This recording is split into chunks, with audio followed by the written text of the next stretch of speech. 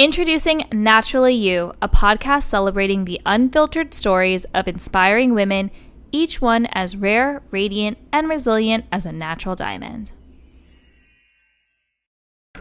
Hey everyone, and welcome to Naturally You. Today I'm so excited because we are sitting down with Michelle Kluz, a seasoned turnaround executive and the CEO of Stila Cosmetics. Thank you for being with us today. Thank you for having me. I'm so impressed with your entire background. You go into businesses, you turn them around, make them profitable, and you're also low-key also a founder of your own business. Yeah.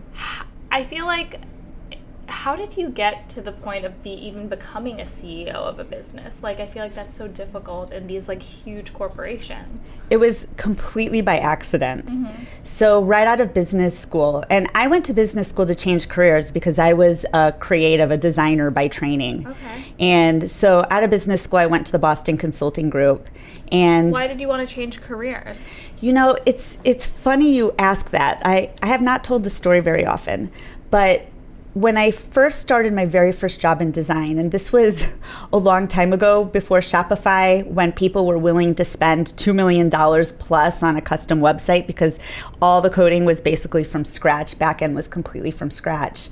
I took a job at a very hot internet startup, and this was like 99, 2000. It was my first real job out of college. And we were selling a project to Walgreens. Mm-hmm. And we went to their head office in outside of Chicago, and we were trying to give this pitch, and I was only 1 week in. Mm-hmm. And they brought me with because I didn't know that I could go to work yet with pink hair and ripped jeans and flip-flops, and here I was wearing a very dorky, suit that I had picked up because I was trying to make a good impression.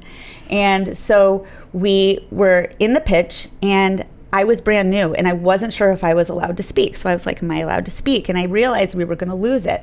They wanted to know about the timeline for the development of the website. And I said, Walgreens team, I said, let's step back. I need to understand strategically before we design something for you. Are you trying to drive more people in store? Are you trying to make it a transactional general store online? Or is it more going to be of a pharmacy play? And once we understand that, we can put together a timeline and give you more tailored designs.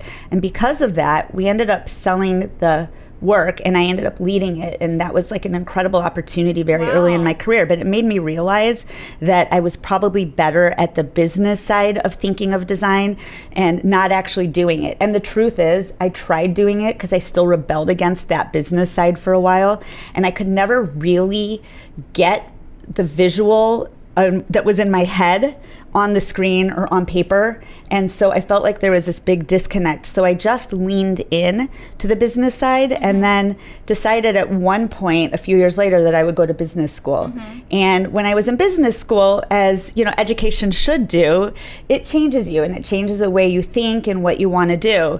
And a lot of people, and this was like 2005, wanted to go into consulting. And I was like, I don't know about that. I want to go lead consumer insights or something fun, or something that was really bringing creativity in terms of like product and development. So product and design have always been really, part and parcel of my background in creative thinking. But I just threw my hat in the ring and went into the consulting interviews and got offers, and ended up going to Boston Consulting Group, which is, a very prestigious management consulting firm. And I was lucky because while I was there, they let me focus very heavily on retail, consumer goods, and luxury. And so I was working with a client that's now Kering Group. It was something different before, and they had this stable of plus-size women's brand under their Red Cats business. And they had a business that had declined from like 700 million to like 450 million over the space of 4 years. And so they were doing a big management shakeup.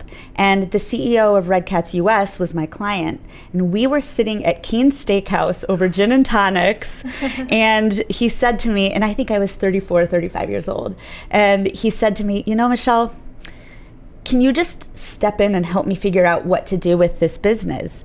And I said, well, okay, what do you want me to do? And so I took a leave of absence from BCG. Mm-hmm. And I was the interim chief merchant. So it was my first C-level role. And it was my first real experience leading a business and leading a distressed business.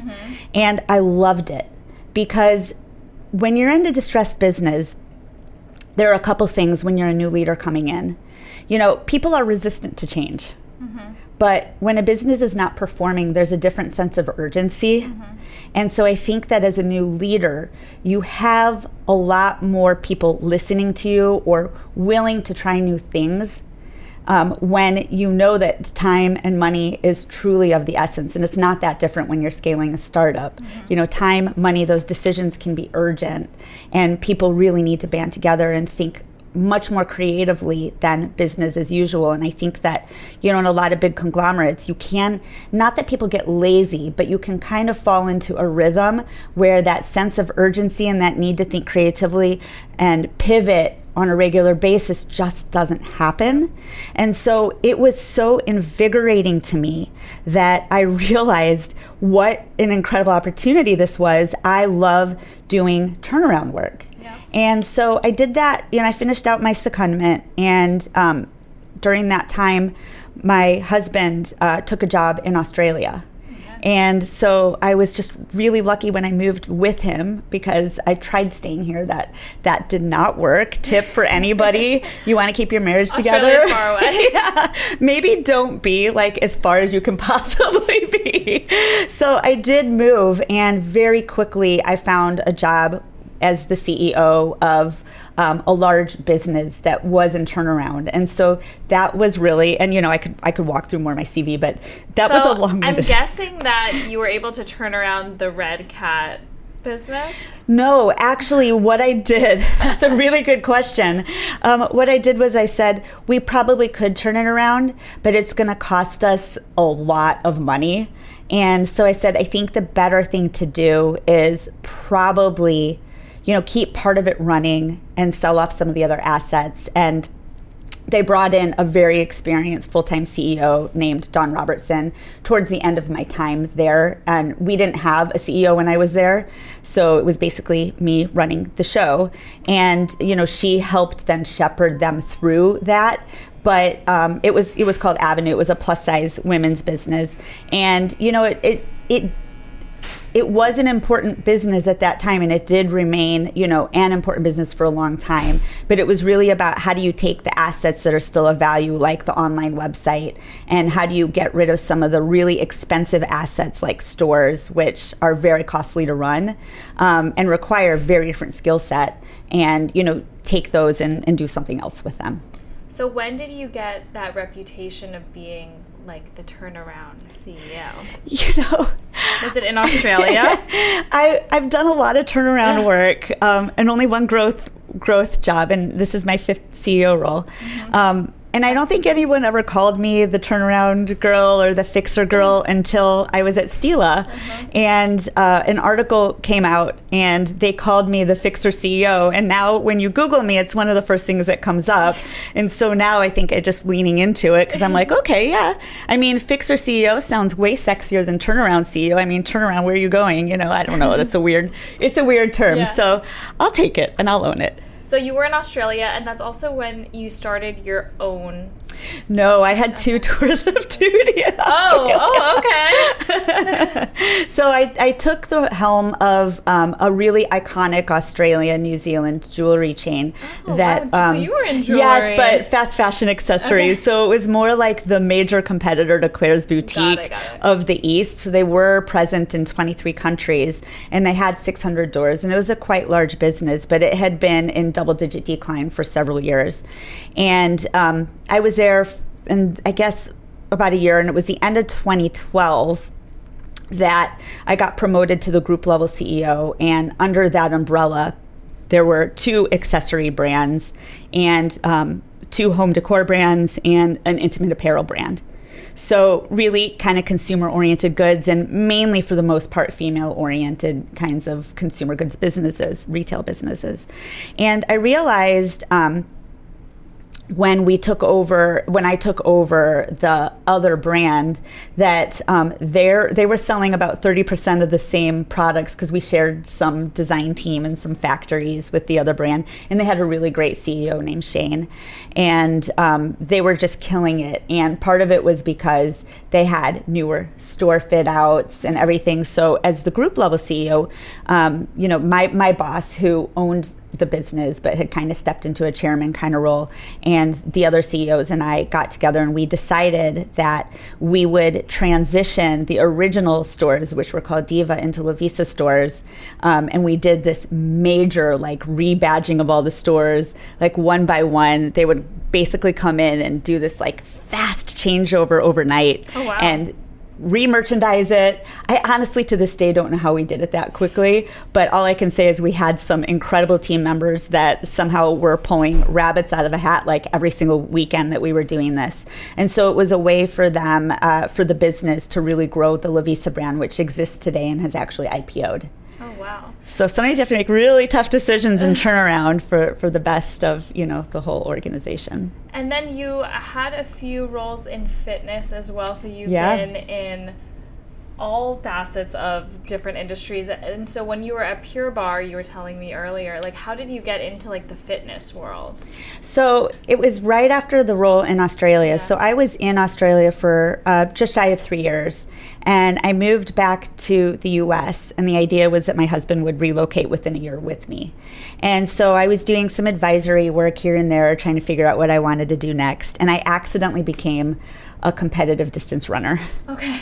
And accidentally? Well, yeah, because a friend said, How why does don't that happen? A friend was like, sometimes you're doing due diligence work for advisory and you're working 100 hours a week, and sometimes you're working like 10 hours a week. And he's like, you need to have something, some more structure in your life. And he's like, you should sign up for a race. And so I signed up for this like New York Roadrunner race, and I had no idea, like, am I going to be fast? So I put myself into like the 8.5 minute mile pace corral. And I basically spent my entire time weaving around people. And so I was like, this wasn't so bad. And I ended up running like, 6-something minute mile pace. And so the next week I ran another race, my first half marathon. I'd never run like more than 4 miles in my life at once. And so I showed up for this race, and they put me in the very starting corral. And so I just kind of thought, it's something I can do wherever I am in the world. I travel a lot. I actually like ultimate fighting and MMA way better, but it takes a lot of training in person. And so running is something I can basically do wherever I am.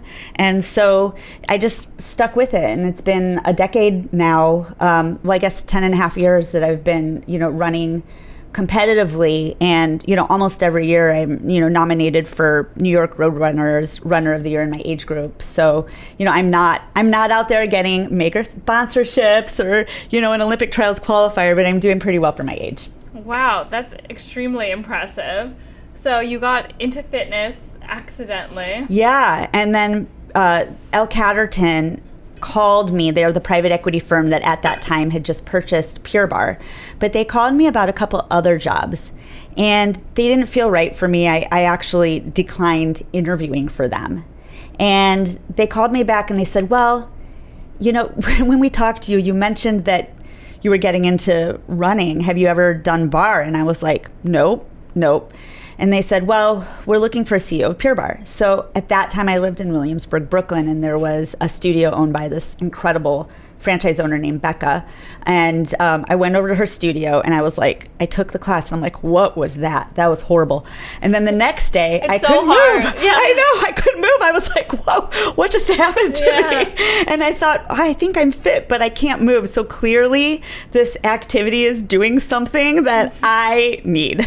Yes. And so I went to a couple more classes, and I thought, this is kind of interesting. So I interviewed for the role, got the job, and moved into fitness. But to be honest, I don't view fitness as like all that different from running like a retail consumer goods operation, because first of all, we're still selling to women.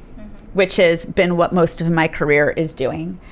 Secondly, there is a retail presence, right? I mean, there's still studios that you go to, and maybe you're selling a technique more than you are a product, but there is also a retail component of every pretty much fitness studio. Not every, but for most, and particularly the big chains, because they get extra revenue out of that. And so while it was different, it wasn't in essence that tremendously unfamiliar. And it was not a hugely distressed business when I took it over, but it had its first kind of like negative comp growth quarter. So we definitely had a lot of work to rethink what we were going to do there. Do you find it helpful to be like a consumer of whatever product you're selling, whether it's like going and using like Pure Barre or like the type of makeup or jewelry? Do you feel like it helps give you a perspective on how the consumer is going to interact with your product or your method? Or yes and no. Okay. So yes, because I understand deeply what it's like to be in a Pure Barre class or at a Tough Mudder boot camp, or what it's like to wear Beso Red liquid lipstick. But I will say no, that I think, and this is where I think a lot of businesses can get in trouble. If you have a CEO who has a say in either service or product development, if their voice becomes too loud, they're an N of one, and they're not necessarily the target audience. So you gotta always be remembering that whatever you're experiencing may be experienced differently by the group of people it's intended for. Mm-hmm.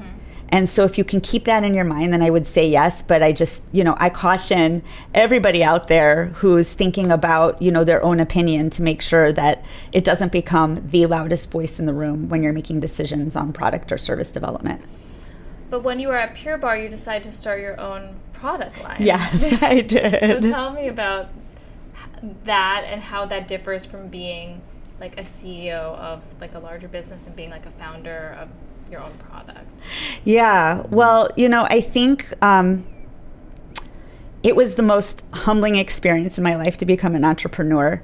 And I carry a lot of benefit for having done it with me to this day, although I can't say I'd do it again.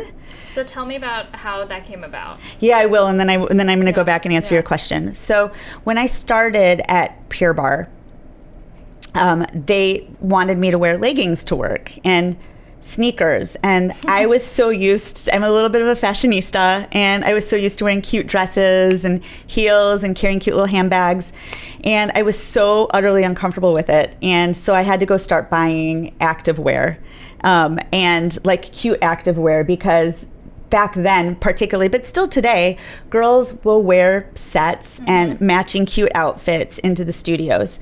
So I would go into these stores and I would go into the studios and I would be like, oh my gosh, if you just rip the label off or whatever the little, tag is, you can't usually tell what brand it was. And I thought, this is so boring. And it's not like regular fashion where a lot of times you can be walking down the street and you can actually say, oh, this is this brand or that brand, or there's a lot more variety. And so I said, to myself, I said, there's probably an opportunity to do something a little bit more fashion oriented and a little more interesting. And I thought about when I would buy regular fashion and I would be so excited to wear it and look all cute and go out. And I thought, there's nothing that I've bought in activewear that made me feel so excited to go work out. And, yes, you can talk about overconsumption. Does the world really need another brand? Probably not. But if you can get somebody to lead a more active lifestyle because they're so excited to work out because they love the way they look, or it's a really interesting piece of activewear, then, I feel like I'm doing some good. And that's how Urban Savage was born. And so when I moved to the US, I told you that my husband was supposed to follow me, and he didn't.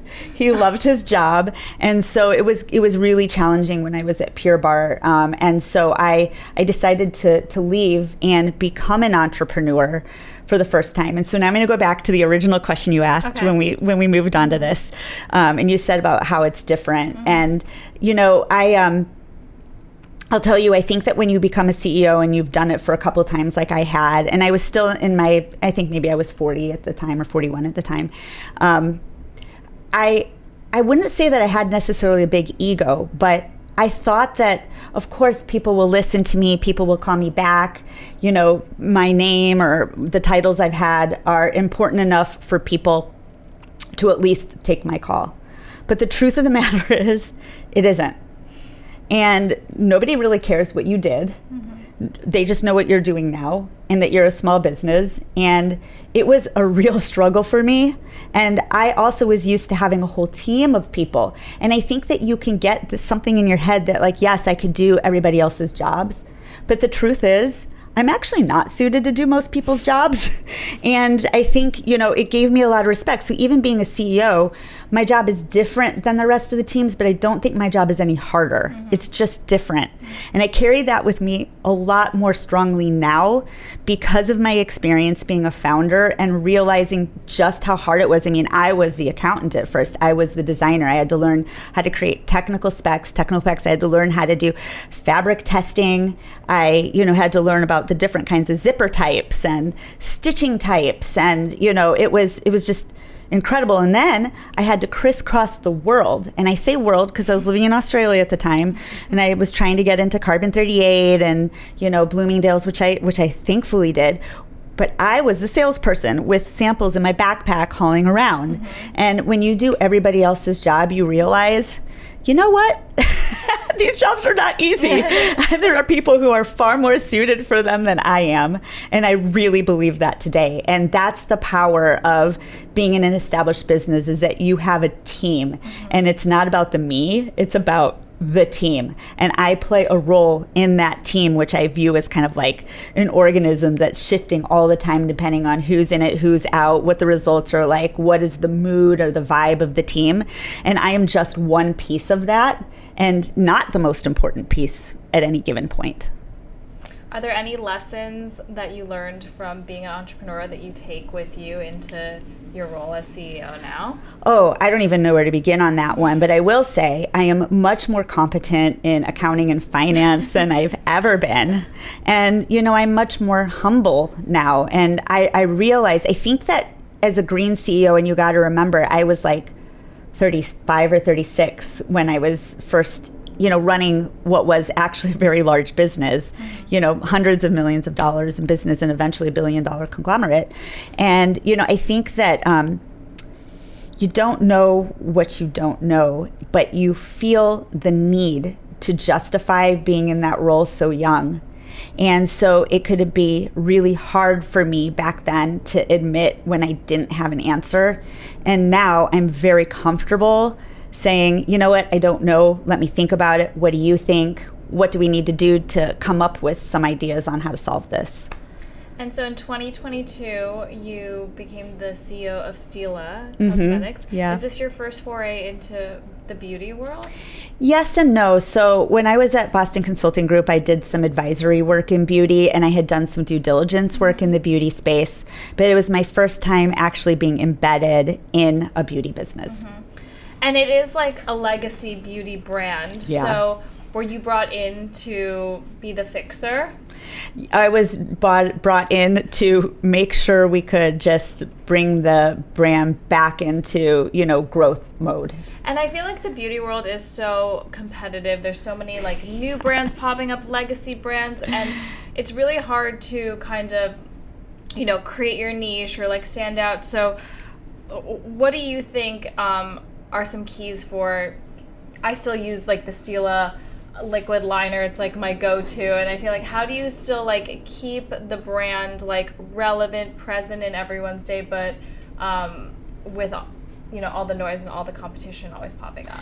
Yeah, I mean, it is a much more competitive market now than when Stila was founded, because that was actually 1994. And you'd go into Sephora and there were just a couple of brands, and now there's like a new brand every single day. I know, and they're making all the legacy brands have shrunk space in order to get newness and new brands, because people want that huge variety and they want the newness. And it's funny because I think that beauty consumers are much more educated today than they were when Stila launched. And so, the role of the consumer as creating content is so much more important now. The brand still needs to create great content, but it's so much more important. And I think when I took over, to get back to your question, I think Stila had fallen a little bit behind in some of the ways that people would shop for beauty today. So when I joined in August of 2022, so a little less than 3.5 years ago, we didn't even have a TikTok account. Mm-hmm. And then we had a TikTok shop account that someone accidentally registered in the UK, which took us like 5 months to figure out. So that how could we sell product on TikTok? Oh, no. And so there was debacle after debacle. But when I went on our website, our reviews were suppressed. You couldn't even see them. Oh my God. And who buys a product online with no reviews? I mean, that just creates huge suspicion, even with a known iconic brand like Stila.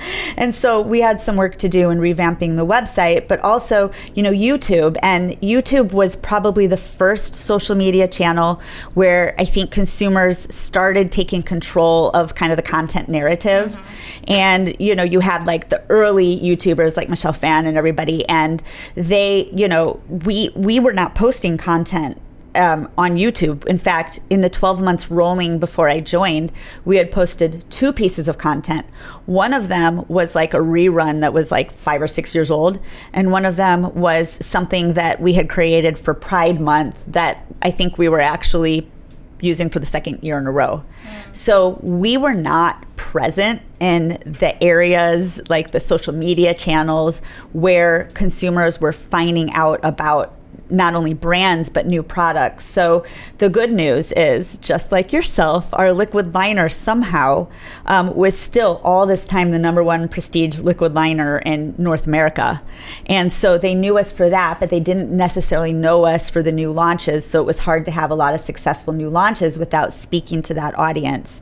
But I love the fact that regardless of the fact that we were not in the channels where we needed to be, we were still somehow maintaining that rank in liquid liner. And I like to say that during those years of underinvestment in kind of these important digital channels, we were like, Stila's like a cockroach. You could just like step on it, but that thing's going to still keep crawling along and, doing well and doing its thing. One thing I find really interesting, I think like not only in beauty, but in just all legacy businesses. And like you said, sometimes they can get a little bit stagnant because there isn't a reason to like innovate or like, change things, and people get like complacent and comfortable in where they are.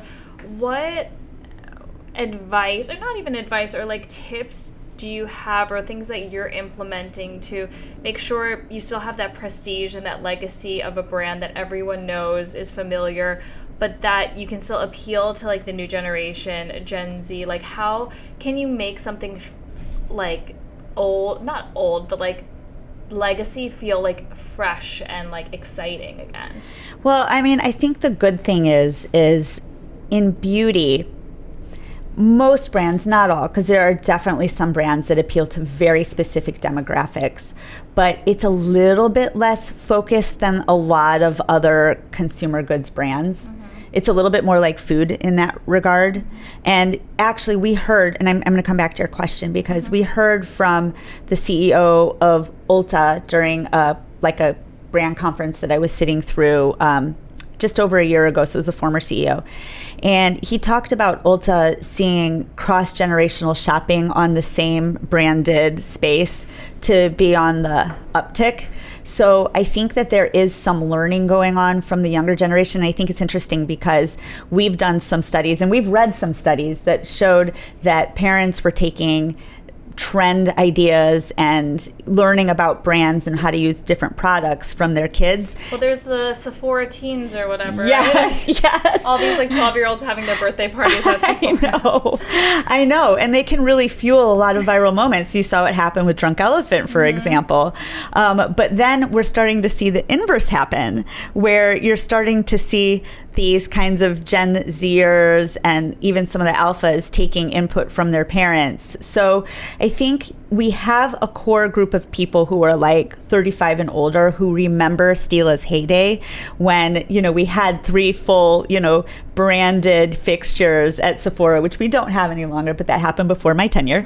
And, they do recall that, and that's great. But we've been able to refresh kind of what our brand is by being on these new channels. We're very thoughtful about product development. When I had started, we were developing like 80 products a year on average, but because we weren't spending a lot on marketing and we definitely were not promoting them in social channels and digital channels, we were discontinuing them. So we were discontinuing a third of those within 1 year and almost 2/3 within 2 years. And the problem is that that's expensive for a brand to have to take back inventory from a retailer every season. But also, if somebody did buy something, they fell in love with it, it's discontinued, and then they don't feel good about the brand, or you've converted somebody and then you can't make another sale from them. And so we've cut back on that so that we can service our consumers and our customers much better. And we've spoken about every new launch in a way that we hadn't for, really only in the last few years, for a long time, so that we can try to, get the news out there and try to grow that, new customer base. I feel like similarly, even for us in jewelry, there's always like a lot of pressure, like to launch like a new product or a new line, which takes like development and money, and then because people always want something new to talk about, but we've done a similar thing where we took a step back and we wanted to pare down and be like, what are people actually buying and care about, and what can we actually support to like talk about in a genuine and authentic way, and we don't need to like always be putting out new things and then discontinuing it. So I think that is like a good strategy when there's so much out there.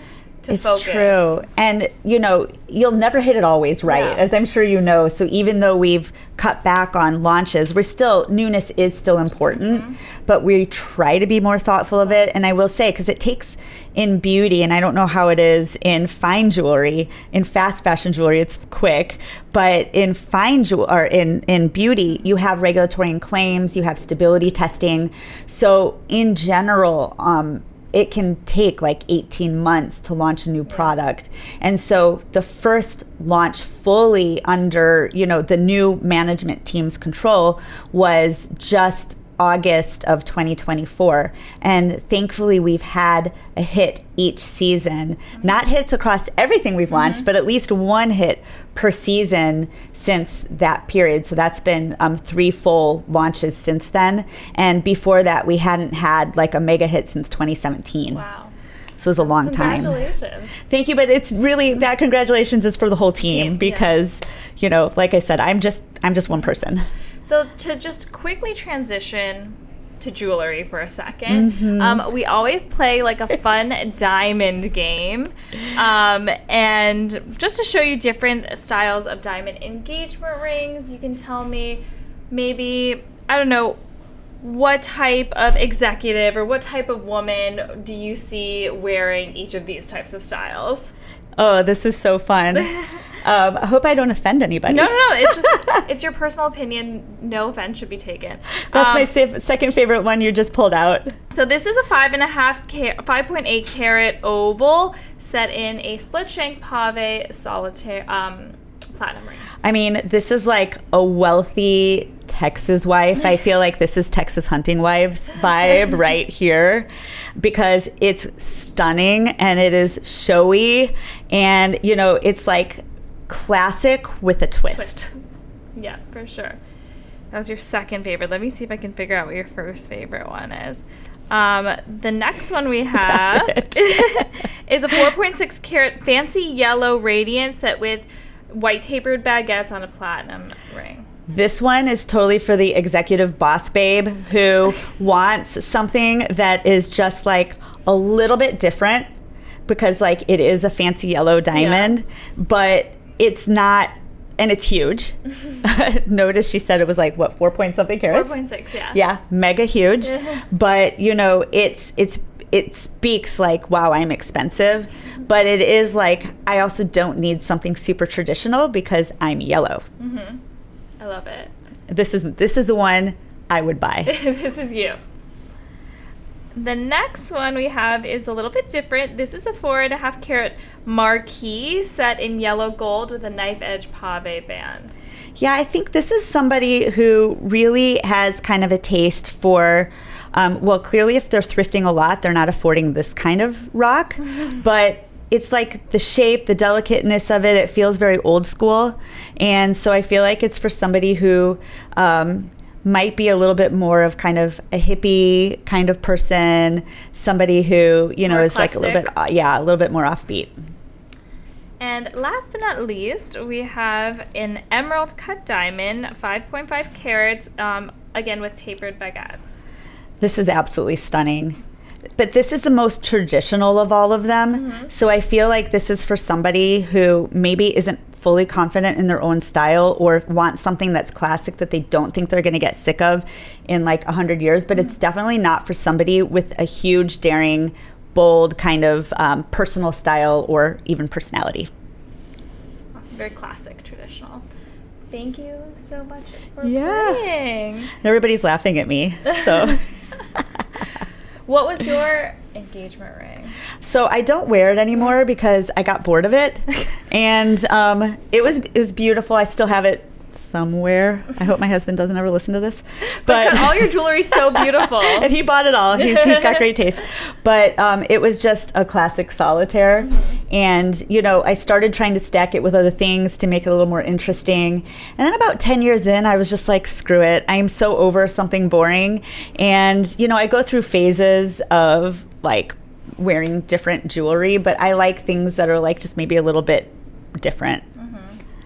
Well, it's a rare opportunity that I am able to like sit down with such like a seasoned CEO, and this might be totally random and you might not have the answer to it, but looking in the fine jewelry industry, and I don't know how ingrained or like how much you know about it, it's going through like lots of transitions right now. What would you say for an industry, like as a founder, I'm asking for advice for myself, as a founder in an industry that's changing a lot, like what are some things to look out for, or, you know, things that you would, like advice you would give to someone? Yeah, you know, I think it's important to stay true to your core, just like we do at Stila, but I think it's really important to experiment. And, you know, I think when you look at what's happening, right, you've got the growth of large lab-grown diamonds, which is really changing the game. You've got a lot more brands out there. So I feel like as much as, you know, Tiffany is killing it and Cartier is killing it, I think that there are a whole group of people who are kind of rebelling against either spending so much, and that's why you see so many dupes out there, or they're trying to just kind of buy into that style, or they're just really rebelling against kind of big markups, big brands, and they want something that's a little bit more offbeat. So I think it's really saying, like, where can I be successful and lean in? And I think about all the time about this with Urban Savage, for example, because when you're kind of a smaller or a mid-sized brand, you're not necessarily going to be leading the trend, because somebody who's bigger could see what you're doing and pick it up way more quickly and scale it. And then you look like you're a Me Too. So I would say it's about really understanding what's your point of differentiation. Where do you lean in? Is it the more classic? Is it the more custom? Or is it, you know, something that's funkier? And really going after that, because otherwise it can be very difficult, I think, to sustain, you know, trying to be everything to everyone. And I always say it's so difficult to be everything for everyone in any business. For sure. In any industry. What does success look like for you, for Stila, in the next like 2 to 3 years? Yeah, that's actually the right time frame. What success looks like for Stila, which by default then means me, is that we are on solid footing. So I'm really happy to say that in the domestic market, where it is the vast majority of our sales, we've been positive growth every single month this year, which is really exciting, because I cannot say the same for the years prior, where it was a bit more uneven performance. But I would say we're on stable ground, and we feel like we are getting then new opportunities for expansion. So before I joined, we had lost, with our top retailers, you know, at Ulta Beauty, we had lost half of our space. we lost most of our space at Sephora, where we're present in every store on Beauty on the Fly and have more items online. In Mecca, Australia, Mecca is basically the kind of incumbent multi-brand beauty retailer in Australia. A great brand, and obviously I know it well, having lived there for 4.5 years. But we had lost half our space there, so I would really like to see not just continued growth and continued viral products that people love, but I'd love to see more expansion in physical retail, because I do think that omni-channel customer is just so much more valuable to a brand and usually more engaged. And so, right now I would say that, while we are nationally distributed and we're also, in Ulta at Target, we're also at JCPenney and a lot of independent, stores, I would love to see that presence become even bigger. Amazing. And what are some tips or advice you can leave us with for either a founder or someone trying to, and climb the corporate ladder in their career as like a woman in business? I would say to not be scared to pivot. And the other thing that I've been thinking about a lot lately is a lot of times women can debate things to death in their heads. And sometimes your gut already knows the answer, and it just takes a long time for your brain to catch up. And I'm still working on this, but I think my biggest tip is to work on getting that brain-gut connection a little bit closer together. Well, thank you so much for being with us today. This was Thank you. Awesome. Do you have like an Instagram or something where people can follow you, or anything? Any calls to actions? I have an account I started because I had a personal account that I don't even use anymore, but it was on lockdown because I had like my whole life documented. So I started an Instagram account called The Renegade CEO, and I get in trouble for posting on it all the time from my marketing team. They're like, you can't share that. And so I sometimes, if you're quick and you see stuff you're not supposed to see about what we're up to at Stila Cosmetics. Ooh. So follow Stila Cosmetics too. Yeah, thank you. Thank you.